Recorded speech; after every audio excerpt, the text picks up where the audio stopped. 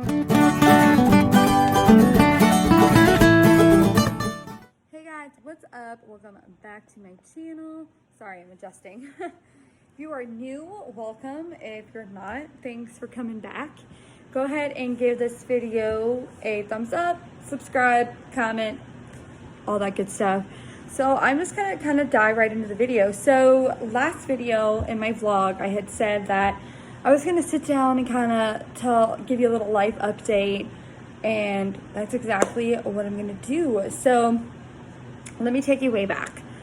So in my old videos, I either showed or I talked about I used to work for RaceTrac, which is a gas station. Well, they had let me go due to an incident, and it's something I'm not going to share because it's nothing major and it's just kind of water under the bridge. So the day I got let go, I actually went and applied for the sheriff's office in my hometown. And I've always loved law enforcement. I've always supported law enforcement. I've never had issues with law enforcement. I mean, there are rules and laws for a reason, and if you obey them, then you have nothing to worry about. And they really are amazing men and women who put their life on the line every single day, and they give back to their community. So already that's such a huge honor. So I knew for a long time that I wanted to be a part of that, and didn't really know exactly how to do that. I tried to go to school like years ago, and it just didn't work out.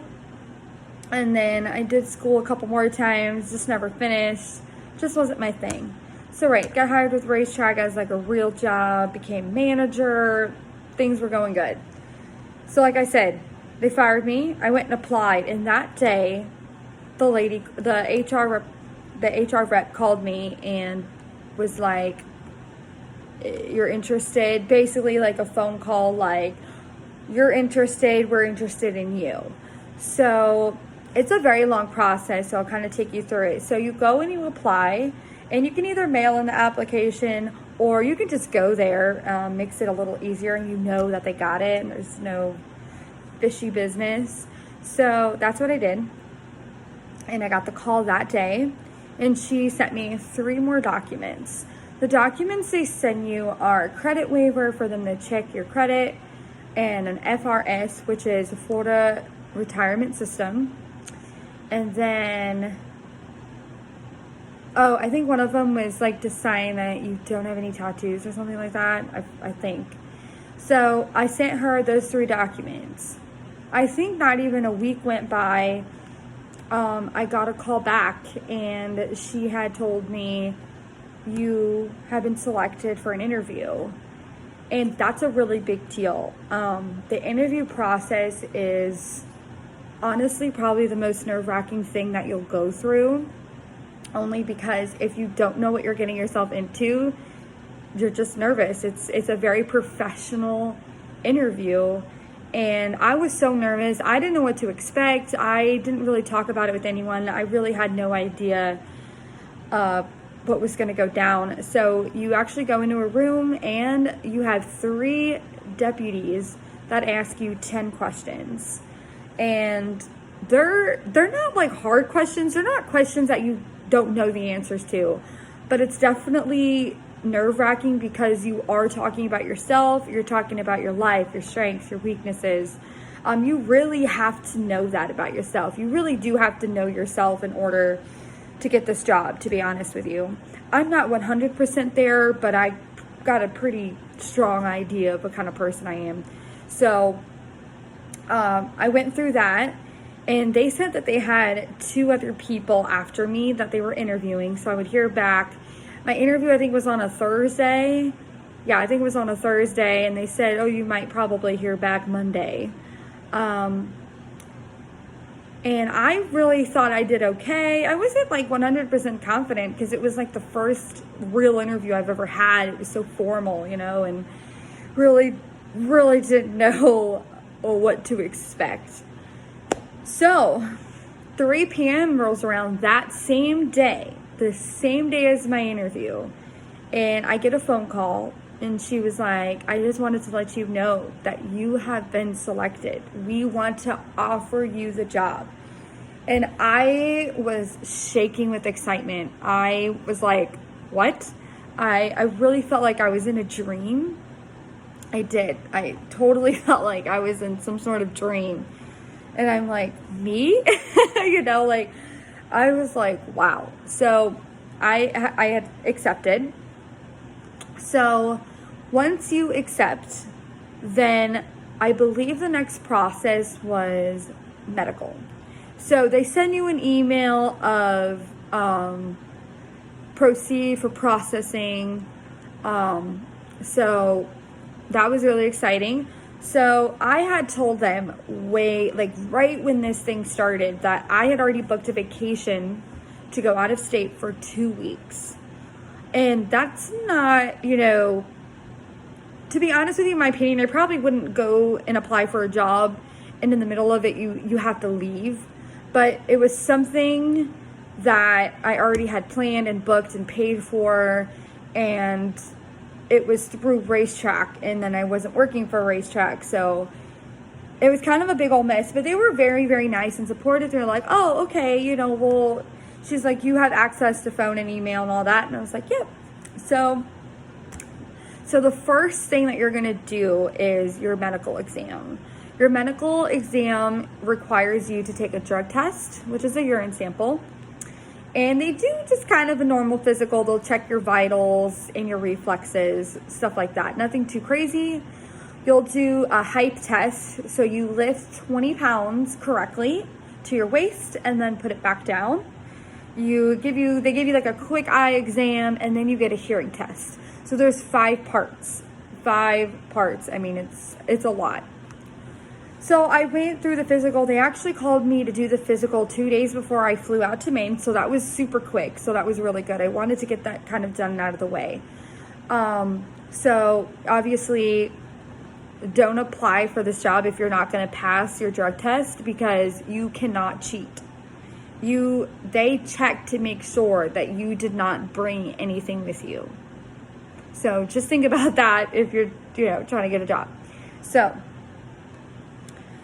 then I did that, and when I left, they were a little bit concerned about my eyes and my ears. Now, I obviously have vision problems because I wear glasses, and I do have some hearing problems. Nothing major. It doesn't stop me from my everyday activities, but I've always known that I've had issues. I've had a couple surgeries here and there.